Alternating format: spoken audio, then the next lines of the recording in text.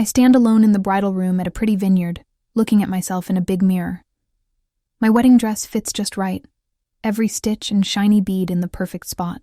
The makeup person did a great job. My eyes seem bigger, my cheeks sharper, my lips a nice pink color. The white flowers in my bunch sit on the table, ready. I look at my phone for the 14th time in 20 minutes. No notes from Mom, nothing from Dad, not even a message from my brother. A quiet knock at the door stops the quiet. Mary, the wedding helper, peeks in, her usual smile hiding her worry. "It's time, Anna. Are you set?" My eyes go to the window showing the wedding area. 90 people sit in tidy white chairs. The music group plays gentle tunes. Odds and chances wait. And in the front row, 3 empty spots look back at me like blames. They're not coming, right? My voice shakes even though I try hard. Mary's smile drops a bit. "There's still a chance," she says. But we both know it's not true. I breathe deep and fix the smooth cloth of my dress. Let's start. The doors to the garden open, and 90 faces turn to see me walk by myself down the path. I feel their kind looks like soft touches. Little taps of sorry that make me uncomfortable. Some talk quietly behind their hands. Others give nice smiles that just make the empty spot in my heart grow bigger. I focus only on Ben waiting at the front, his eyes fixed on mine. The love from him is almost enough to push away the memory of my mother's words 3 days ago. "We'll try, kiddo." My brother's job has a thing that weekend. Mom's not caring way had hurt through the phone like she was saying no to a simple meal, not her only girl's wedding. "I can pay for the plane rides," I'd said. Worry grabbing my neck, the place to stay, anything. "Please, Mom." In the back, Dad's voice came through. "Tell her we're tied up." Now, putting one foot ahead of the other, I make myself breathe in, out, one step, another step. I won't cry. I won't let them win, even if they're not here. When I get to Ben, he holds my hands. His fingers are warm, strong, real. "I'm here," he whispers, so quiet no one else hears. We're all we need. For a second, I'm 8 years old again, standing in our family room while Mom and Dad make a big deal over my brother's speaking prize. They put it carefully on the shelf, step back to look at it from different sides, take pictures to send to family. My art win paper sits forgotten in a kitchen spot. I'd shown it to them earlier that day, so proud, as I told how the teacher said I had great skill. Mom had looked quick and said, "That's good, sweetie," before going back to the food she was making. Later, Dad had messed my hair without thinking. "My brother needs more help. He's going far. He'd told me when I asked why they went to all his things but missed my art show. You get it, don't you, Anna? Anna and Mom, always ready. Why can't you be more like your brother? He works on what counts." I'd tried harder after that. School prizes, college money help, job wins, each thing a wild try to get them to look my way. Each one got a quick notice, if any at all. The wedding goes on around me. I say my promises, my voice getting stronger with each word. I pick a future where we see each other for real. I tell Ben. The words mean more than anyone knows, but he gets it. When the leader says we're married, Ben's mom hugs me tight. "You're part of us now, sweetie," she whispers, and something tight in my heart eases a little. The picture taker gets us on the dance area, Ben spinning me under the twinkly lights. His family joins us, making a group of laughs and songs. For bits of time, I forget about the family gap in my party. I forget about the phone I've checked too much. I forget about the stories I've told to asking guests. At the party, Lisa, my school friend, lifts her glass. "To finding the family who really wants you," she says, her eyes holding mine with strong care. A soft yes goes through the group. The realness of her words hits me hard. All these years, I've been unseen by the people who should have noticed me most. I've been running after okay from those who never planned to give it. When the party gets quiet for a bit, I sneak away to check my phone one last time. No missed calls. No messages, not even a small good job. Ben finds me there, looking at the empty screen. "They missed something great today," he says, putting an arm around my middle. I look up at him, at the guy who has never made me feel like I had to win his notice. I think of his family, who took me in without questions. I think of friends who came far to be with me. I put the phone down. "Their pick," I say, feeling easier than I have in years, not my load. And for the first time, I almost think it's true. 2 years later, I lean back in my comfy chair, looking at the computer. Buy of Starlight Film Place, done at $21 million. 2 years of talks, 5 years of starting from zero, and now proof in big numbers. My office door flies open as my group comes in with bubbly drinks and plastic cups. To Anna, Kim, my idea leader, lifts her glass. The woman who made something from nothing while some folks weren't watching. I smile, tapping glasses with 12 people who really came for me, unlike my family. We're having fun when my phone buzzes. A note from a picture app. My brother posting about his kid's school money event. I shouldn't check. I do anyway. There they are. Mom and Dad next to my brother and his wife Sarah. They're same-looking girls in matching check clothes. The words say, "Family way goes on." Third group at East Side School. Dad's arm is around my brother's shoulder. Mom smiling big at her grandkids. I flip through more pictures. My brother's family trip to a sunny island last month. The holiday meet I wasn't asked to. Dad's stop work party. In each one, they look like the best family without one girl. What's more saying than the pictures is what they show. The trip place in the islands costs at least $5,000 each week. East Side School costs $30,000 per year per kid. My brother's house in the back of some shots is in an area where nothing sells for under $2 million. All paid by my parents' saved money and family funds, from talk from far family who sometimes remember me. Anna? Kim touches my arm. We lost you for a second. I turn off my phone. Just looking at notes. Where were we? The fun goes on around me, but I'm thinking numbers. My brother's job place is okay successful, but not enough for his way of life. My parents have been quietly helping him for years, using up their saved money to keep his look. Meanwhile, my $21 million buy doesn't get even a message. After the group leaves, I look through my parents' picture pages. Hundreds of posts about my brother's wins, the kids' big steps, family meets. My being is only one birthday wish last year, a plain happy birthday, Anna, without a picture. I close my computer and decide. The next morning I call my money helper, the fancy car in shiny gray. I want to finish buying it today. 3 hours later, I'm signing papers for a $135,000 car. It's fancy, not needed, and just what I want. Not because I need my family's okay, but because I never needed their money. Back home, I take one picture of the car in my driveway, the sun shining on its shiny side. I post it with simple words, dreams come true. For 3 days, nothing. Then on Wednesday afternoon, my phone shows a name I haven't seen in 5 years. Mom calling. My belly tightens as I answer. Hello? Anna.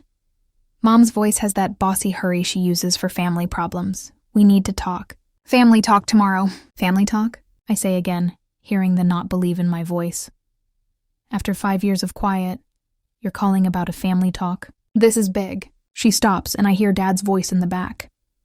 Tell her it's big, he says, like I can't hear him. What's big, I ask. My wedding wasn't big. My job wasn't big. What matters now? Mom's voice gets tighter. It's hard. Money problems. We need to talk as a family. Of course. They saw the car. They know about the buy. Now suddenly I'm family again. Tomorrow at 2, I say before stopping the call. The next morning I get into my new fancy car. The seat cool on my back. The drive to my old home takes 40 minutes. Time to remember birthdays without me, wins not noticed. Holidays alone while they met without me. I park in the round driveway, my shiny gray car looking new against their old-style house. For a second, I sit there, hands holding the wheel tight. The last time I was on that step was 6 years ago, when I'd told about getting married to Ben. Mom had nodded nice while Dad looked at his watch a lot, clearly waiting for me to go. They've never needed me before. Why now? My phone buzzes with a message from Ben. Remember who you are. Call me if you need help out. I smile even though. Another note appears. An email from Olivia Green, the money person who believed in Starlight Film when no one else did. Your worth isn't measured by those who couldn't see it. A last alert, my helper saying yes to tomorrow's meets. Don't let them take too much time. You have the work check at 4. Come on. I breathe deep, remembering my helper's words from last week's talk. Lines aren't punishments, they're shields. I fix my shoulders and step out of the car. Before I can knock, the front door opens. Mom and Dad stand there, their faces changing from mad to surprise as they see the fancy car behind me. "You've done good for yourself," Dad says. Not hello. Not "I've missed you." Just checking my money value. Yes, I say simple. No hugs, no warmth. They take me to the eating room table where my brother and Sarah already sit, their faces showing planned worry. "Anna." My brother nods, like we talked last week instead of 5 years ago. "Let's get to it," Dad says, pulling out money folders. I stay standing, my bag held tight, the only sign of the mess under my calm look. "No. First, I'd like to know why I'm suddenly worth including in family talks after being left out of everything else for years." Mom and Dad look at each other. My brother moves uneasy. "We can talk about that later," Mom says, her voice going to the not caring way I know well. "We have bigger things now." "I'm not in a hurry," I say, still standing. "And I'm not okay with being family only when you need stuff." For the first time as a grown-up, I see not sure on my father's face. In this moment, I get they need me now. And for once, I can choose what happens next. The eating room of my old home feels smaller than I remember.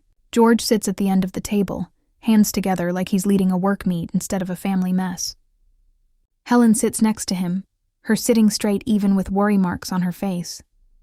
Across from me, my brother sits low in his chair, his fancy shirt wrinkled at the ends. Sarah sits by him, a picture book open on her legs. "It's losing the house, Anna." George's voice is strong but has a new shake. "My brother's house payment is 3 months late. The kids' special school money is not paid for this time." I say nothing, letting the quiet grow. 2 years of no talk, and this is what brings us together. "You need to help your brother." George slides a paper across the wood table. Loan papers, already filled.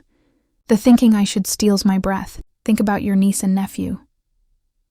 Helen's voice breaks a bit, a learned way that once made me rush to make her happy. "They're just kids. They shouldn't hurt because of money troubles." My brother leans in, eyes small. "We're family. That's what family does. When one wins, we help the others." Sarah opens the book wider, pushing it to me.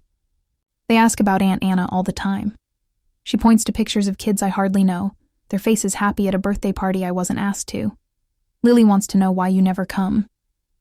George clears his throat.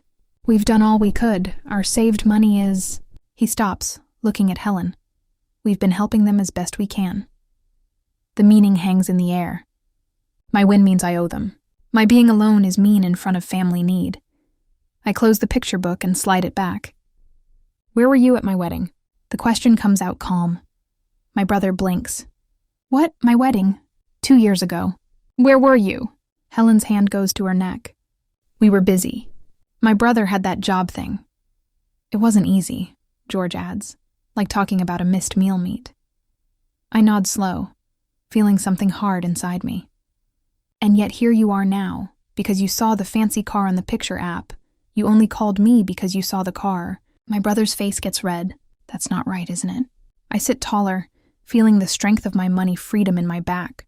Where there was once worried bend, there's hard stuff. I made everything by myself. Every school money, every person, every late night. "Where were any of you?" George's eyes get small. What's that to do with now? "Everything." I put my hands on the table, copying his sitting. "I'm hearing. Tell me why I should give money today." My brother hits his hand on the table.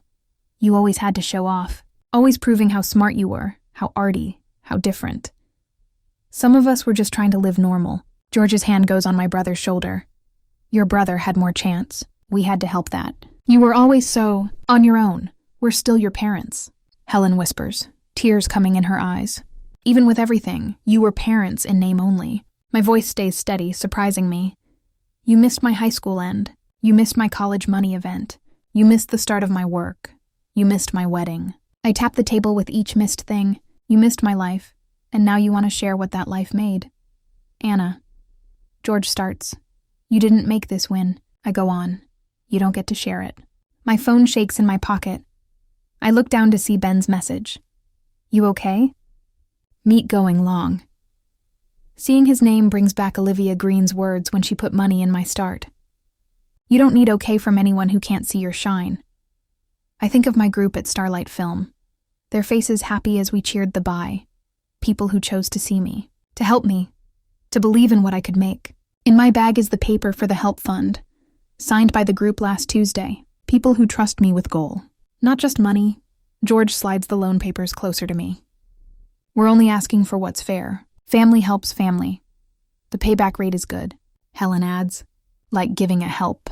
My brother's smile comes back, sure now. Blood is stronger than water, Anna. I stand slow, on purpose. The move makes them look. Their bodies lean forward, waiting. I reach for my bag and put it on the table with a soft sound. I've picked something else, I say. My brother's eyes stick on my hands as I open the bag. George moves forward in his chair. Helen's fingers twist the cloth in her lap. Instead of money paper, I take out one paper and put it on the table. This is the news for the Green Media Help Foundation. $16 million to make chances for young girls in picture arts. I smooth the paper with my fingers. The news goes out tomorrow morning. $1 million? My brother says the number hard, named after Miss Green, my high school arts teacher. The woman who came to my art shows when my family was too busy. The money is safe in a help trust. The group said yes last week. Quiet falls hard across the table. I'm helping girls who never got the cheers I didn't get, I say, picking up my things. That's what family means to me. My brother's face twists, lines showing on his head. You're throwing it on strangers, on no-one girls who deserve better than what I got.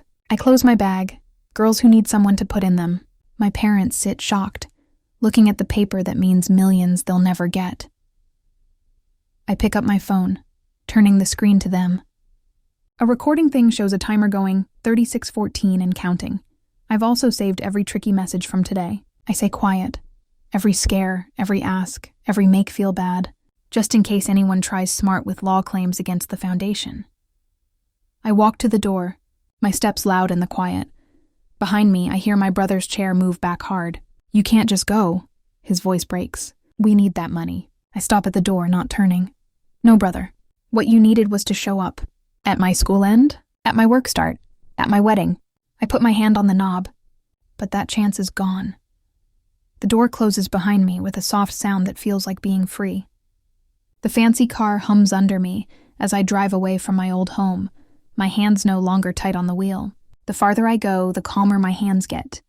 I press the call button on the car. It's done. I tell Ben when he answers, they showed just who they are.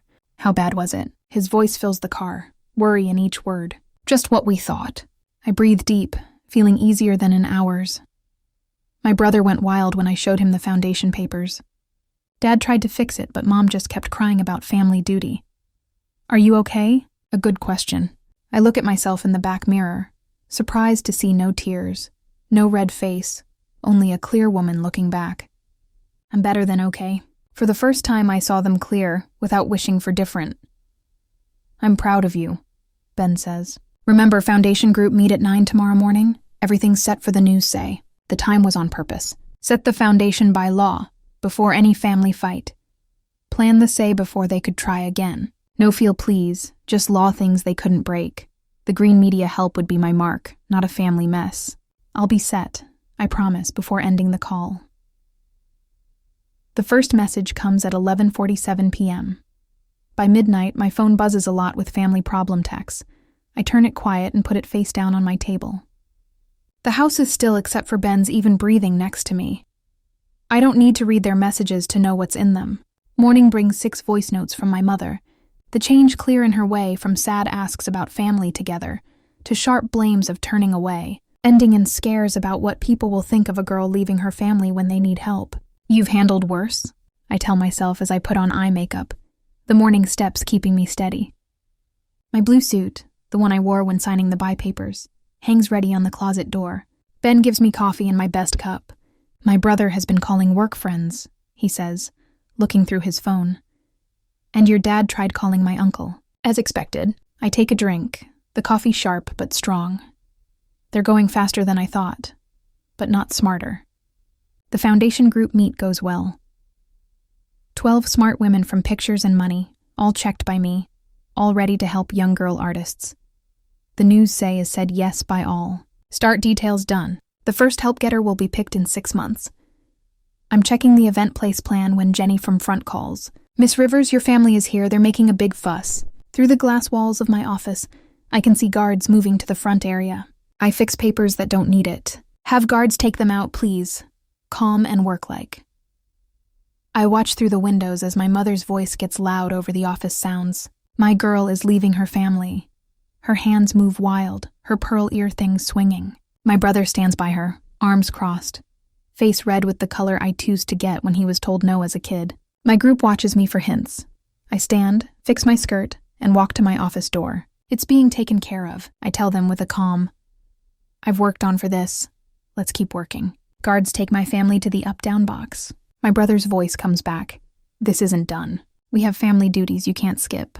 That evening, I write one email to all three. I have saved your bothering at my work. Any more tries to call me at office will mean a real complaint. All talk about family things must go through my law person, whose info is with this. Anna, straight and clear, says my helper 2 days later. We sit in her sunny office, the light smell of flower tea between us. How did it feel sending that? Needed. I follow the design on the chair. Not fun. Just like that. More like setting a line, she says. Yes. I look at her. They're showing who they've always been, aren't they? People show themselves when pushed, my helper says. What you're seeing now isn't new, just stronger. The knowing comes over me, simple but deep. I wanted their love, but they wanted my stuff. That's a big difference. All those years, my voice stops as links make. The kid ignoring, the missing parents, the way they came only when I had something to give. It wasn't my job to win their love. It was their job to give it free. And now? Now I know I'm not to fix them, I say, feeling the real of it in my body. There's free in that. The next morning brings news that my brother has called the city paper about a family fight. The writer, smarter than my brother thought, asked why none came to my wedding. The story paints a picture my brother didn't want of parents gone during big time suddenly wanting when money showed. My mother's picture page rant makes a surprise wave of help for me. Old school friends, work people, even far family send messages off together. We always wondered why they never talked about your wins. Writes a family I haven't seen in years. George's tries to call my money people stop when they say no to talk personal. The group comes around the Help Foundation instead, with asks coming in months before the real start. The city work paper asks for a talk about the foundation. I say yes. Setting clear lines, we'll talk the help's goal and change, not family stuff. The writer, Mia Jones, meets me at the foundation's short-time office. This is a cool plan, she says, checking the info. $16 million is big start money. What made such giving? I think my words careful. I had a teacher who saw chance in me when others didn't. Miss Green changed my life by just noticing. I want to make that chance for young girls who might be missed. You've made a great job, life, Mia says. Starlight Films Buy was one of the biggest tech stories last year. Is your family proud? The question stays between us. I could skip it, go to Safe Talk. Instead, I look her in the eyes. My win was made without family help. They weren't at my wedding, my school end, or when I sold my work. Mia's pen stops. That gives good background for the foundation's job. Later that week, the story comes with the top words, self-made win makes mark of help. The difference between my giving and my family's wanting becomes public story. When news of my brother's house loss breaks days later, the group links the points without me saying. Ben handles more guard rules at our home. My work group handles talk plan, sorting messages, and putting foundation work first. Olivia Green, my first money person and teacher, says words helping my work to lift others not help needing. My school friends make a safe group, filling our days with meals and things that leave no space for thinking on family mess. My helper gives steady during weekly talks. The Together Front becomes its own kind of family picked. On purpose, helping. 2 weeks after the face-off, I get the work leader prize from the Women in Arts group. Standing at the speak spot, looking at faces that really cheer my win, I see the change is full. My parents' saved plans are now pushed far. Sarah's spot in her fancy club groups has gone down with their money fall. My brother's kids will go to open school next time. Meanwhile, the foundation grows, making good news that goes past the city. The story hits because I didn't want payback, but because I turned hurt into goal. The help group has picked 3 last ones for the first prize, Jenny tells me, putting the files on my desk. They'd like your thoughts by Friday. I open the first file and start checking the work of a young woman whose teacher saw her skill when no one else did. The loop finishes, fixing through doing, not looking back. Family means what it does, not what it says. For the first time in my life, I feel really noticed. In weeks after, I erased the 4th voice note from Aunt Mary without hearing past her ask of, "Everyone misses you, Anna." The thanks meal ask sits in my email. Its top line, "Family needs to be together, a clear try at trick." My phone sounds with a text from my family Drew. "I don't get this split between you and Uncle George. Can't you just talk to them?" Of course he doesn't get it. He wasn't at my empty wedding. He didn't see 20 years of being unseen. A letter came yesterday from Mom, the nice writing clearly hers. "We always believed in you," she wrote. "Like changing our whole past." The cover sits half burned in my fire spot, its sides curled and black like the not trues it has. Dad called my office last week. "We need to fix the air," he said, his voice missing any say of what they'd done. My helper, following hard rules, told him I was not free. Forever. The last thing comes when my brother sends the kids to my office with maid cards. "We miss Aunt Anna," written in kid writing I know isn't theirs. The trick is so clear it makes me sick. They're using every feel pull they can find. Ben says that evening, looking at the cards on our kitchen top. "They're wild." I look through the week's tries, but they still haven't really said sorry. The family law person calls next. His voice worked neutral. "There are good duties to think, Anna. Family links have some jobs. The meaning is clear. I'm the bad one in their story. The no-heart girl who left her hard family. Church leader from the place I stopped going years ago leaves a voice note. Your parents are very worried. Maybe we could meet to talk making up. Two old friends, neither talked to in 10 years, suddenly call. Your parents seem so sad, says one. The holidays are for saying okay, says the other. When my brother's wife Sarah emails pictures of the kids in fun costumes, the children ask about you always. I almost throw my phone far. They're making this whole thing my job, I tell my helper during our weekly talk. My okay, my duty, my fail to be bigger. And how does that make you feel? She asks, her eyes steady on mine. Mad, I say. But also proved right? They wouldn't push this hard if not scared of losing hold. The foundation pick meet gives a surprise hard. The group says help for Lily Thompson, a 17-year-old movie maker whose Ask video shows great skill and hurt I know. She reminds me of me. I tell Ben that night, quiet, strong, missed. I watch her talk video again. Lily's eyes have the same tired I see in my own wedding pictures. She talks about finding her say through movies when her family couldn't listen. What if I'm wrong to cut them off all? The question comes out before I stop it. Ben sits by me on the couch. What made this? Lily, if I'm telling these girls to find their strong, am I showing that by running from my family? Is setting lines running? Ben asks, I think. No, lines aren't leaving. What would you tell Lily if her family treated her like yours did you? The answer comes easy. I'd tell her she deserves people who see her value. The day before Thanks meal, I have dinner at our home. The eating table gets longer to fit everyone. Ben by me, Olivia across from us, my work group spread between. Lily sits at the other end, her help paper framed on the shelf behind her. Our home shines with warmth my parents' house never had. Lights flicker in holders, laughs sound against the top. No one here needs to prove to be noticed. I lift my glass. To those who see us as we are. The cheer goes around the table. My phone stays off, sounds quiet. The meal happens in good flow, talks going without the bad judge I grew up with. Over sweet, I say the Foundation's new guide program. I'll be in it myself with each getter, I tell. We're making links that matter. Lily's eyes get big. You'll guide us yourself? Every step I smile at her. This foundation isn't just money. It's about making real together. Olivia nods, yes. You've made things that can't be messed with. The foundation's alone is safe by law, I say. Its win will be by change, not okay. Later, as we clean plates, Ben turns on the local news. Right on time. The story about the foundation shows. Plan to match my family's usual mealtime.